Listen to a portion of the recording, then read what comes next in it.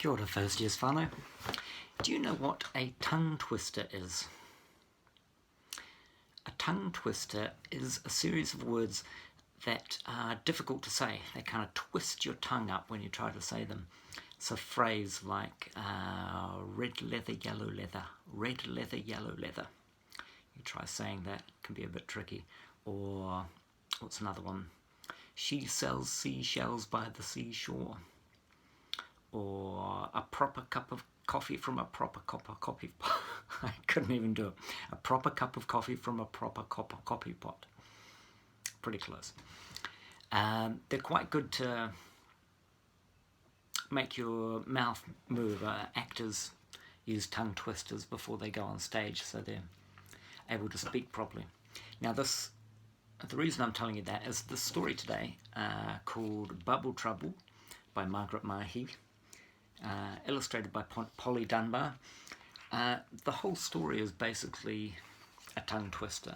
It's a poem, but it's done in a way that can really trip up your tongue if you're not careful. And yeah, let's have a look. So, Bubble Trouble by Margaret Mahy.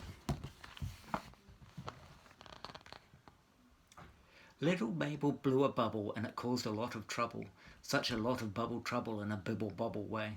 For it broke away from Mabel as it bobbled across the table, where it bobbed over baby and it wafted him away.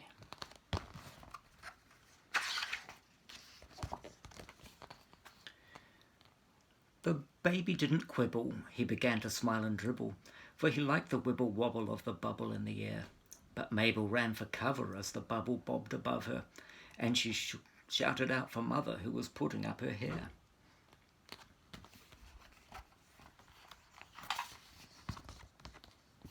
At the sudden cry of trouble, Mother took off at the double, for the squealing left her reeling, made her terrified and tense. Saw the bubble for a minute with a baby bobbing in it, as it bibbled by the letterbox and bobbed across the fence. In her garden, Christa Gribble had begun to cry and cavil as her lazy brother Greville reading novels in his bed. But she bellowed gracious Greville as she grovelled on the gravel where the baby and the bubble bibble bobbled overhead. In a garden folly Tibble and his jolly mother Sybil sat and played a game of Scrabble, shouting shrilly as they scored. But they both began to babble and to scrabble with the Scrabble as the baby bibble bubbled by the board.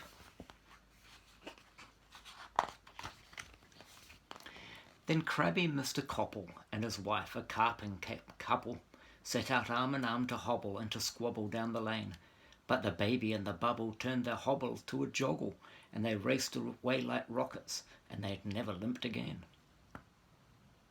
Even feeble Mrs. Threeble in a muddle with her needle, matching pink and purple patches for a pretty patchwork quilt, when her older sister told her, tossed a quilt across her shoulder, and she tottered off in her tattered tartan quilt.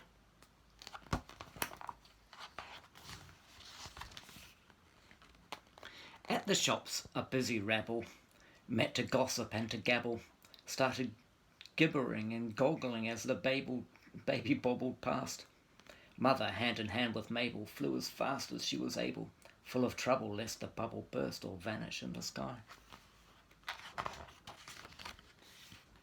After them came Greville Gribble in his nightshirt with his novel, all about a haunted hovel, held up high above his head. Followed by his sister Christa, though her boots had made a blister. Then came Tibble, pulling Sybil with a Scrabble for a sled. After them the Copple couple, cavorting at the double. Then a jogger, quite a slogger, joined the crowd who called and coughed. Up above the puzzled people, up towards the chapel steeple, rose the bubble with the baby, slowly lifting up aloft.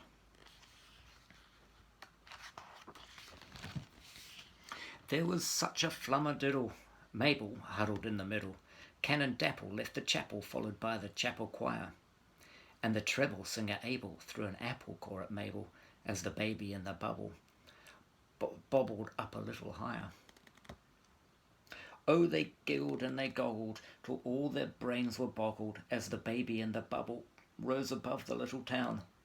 With this problem let us grapple, murmured kindly Canon Dapple, and the problem we must grapple with is bringing baby down.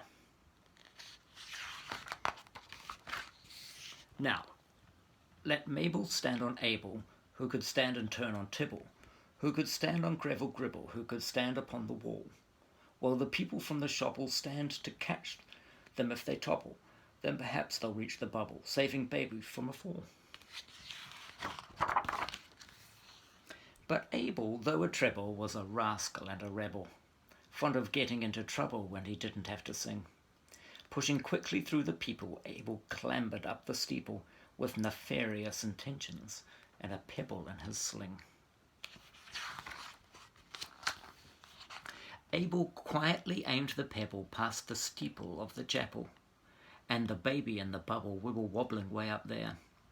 And the pebble burst the bubble, so the future seemed to fizzle for the baby boy who grizzled as he tumbled through the air.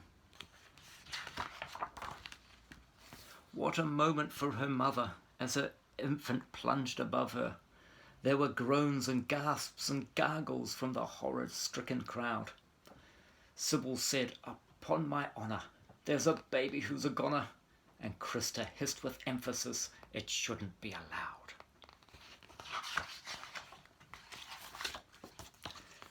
But Mabel, Tibble, Greville, and the jogger, christened Neville, didn't quiver, didn't quaver, didn't drivel, shrivel, wilt, but as one they made a swivel, and with action, firm but civil, they divested Mrs. Threeble of her pretty patchwork quilt. Oh, what calculated catchwork! Baby bounced into the patchwork, where his grizzles turned to giggles and to wriggles of delight. And the baby stared dumbfounded as he bobbled and rebounded, till the baby boy was grounded and his mother held him tight. And the people all still prattle. There is lots of tittle-tattle, for the glory of the story, young and old folk, gold and grey, of the wicked treble Abel, triple trouble with his pebble, but how Mabel and some others saved her brother and the day.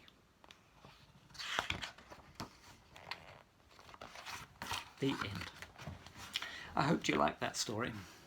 Along with being a tongue twister, of course, it was a poem. A story and a poem and a tongue twister all in one. And Margaret Mahy used to be very good at reciting it from memory. She'd learnt the whole thing that she'd written. She could say it whenever she wanted to. Well, I hope you're having a wonderful day. It's a bit of a rainy day today. Very rainy day today. And my dog is getting out and getting into puddles and getting very muddy and wet. So I better go see to that. And I will see you later on.